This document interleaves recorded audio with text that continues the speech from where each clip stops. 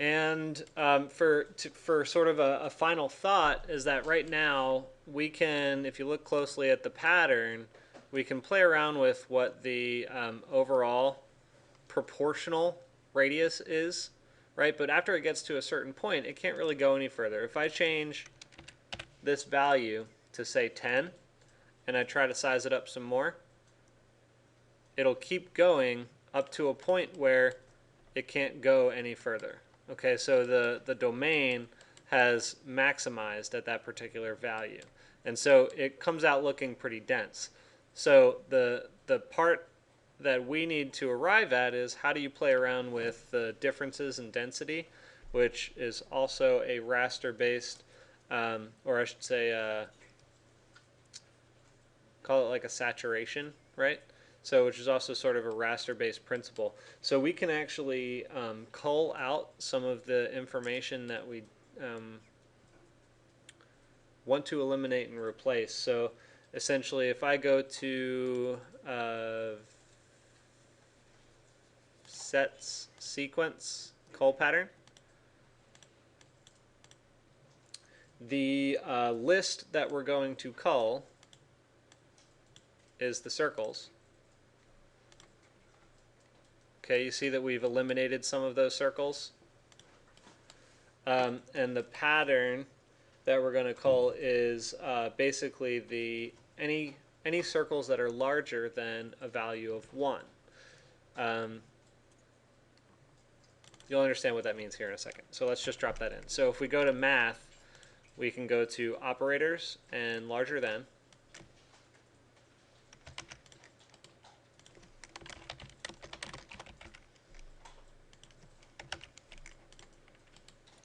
And if I take these minimum values, I can plug that in to A with a param here of 1. Oops. And now you can see that I can actually cull out based on a Boolean relationship to whether or not that number is larger than 1. So anything that comes through smaller than 1 is going to be removed. So I plug that into the cull pattern. I'm going to turn off my original circles. And now you can see that I've actually got some clarity to the density, right? So I can say anything that's appearing mostly black, or anything that essentially appears as close to black as possible, I can remove, and only deal with the ones that are actually in grayscale. So now I have the option of changing it without those. And so you see, now as I increase the density, some of them are starting to pop up because they're not exactly black. Okay. Additionally, this minimum value is going to give us a chance to change the difference in how that density is calculated.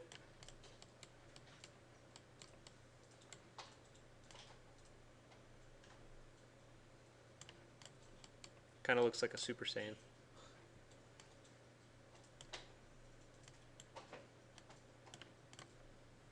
That's too close. Wouldn't you want your circles to be smaller so you can make a finer image? Well, because resolution will be higher.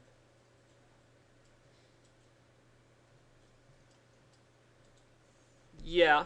So you would have to increase your number of subdivisions, and the math for it is a little funny. If I create 40, so there's a relationship here. So 49 is obviously 1/10 of 500, and 63, I'm not exactly sure what the proportion is to 574. Sorry, so 49 is 1/10 of 495, which is your domain. Essentially, it's rounded, so it has to simplify it. I'm sorry, it's the domain difference is 490. So this one, the domain difference is actually 57 7 and change. So that's why you have this kind of like graphic error here, where it shows you some uncalculatable, data on the top and bottom because it has to round. But if I'm going to increase the density and use a smaller radius, let's see, can I just double it? That's what I was saying.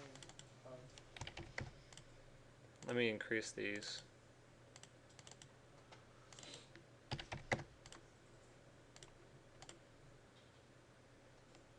It might have to be proportional to the difference between these two.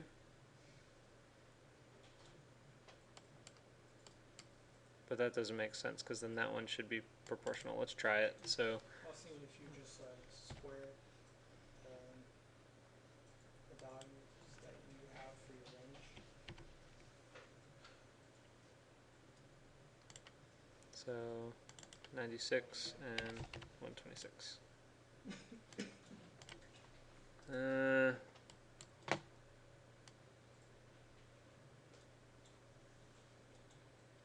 I've got to figure out exactly how that difference works. But there's a fine level that we need to get to.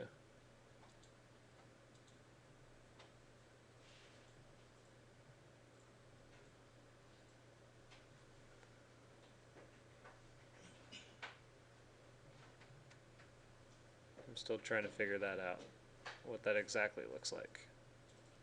That's okay. I was just wondering.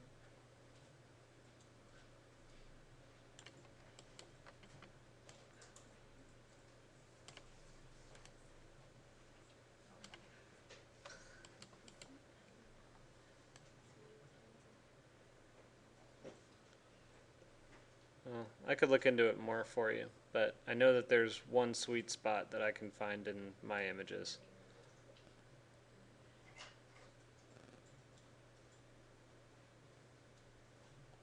So if it's a matrix, then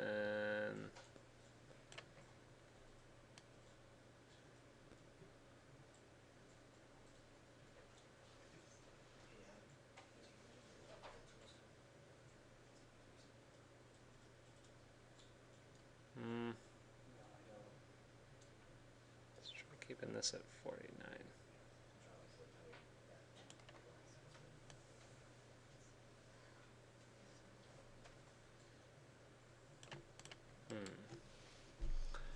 So I doubled one. This was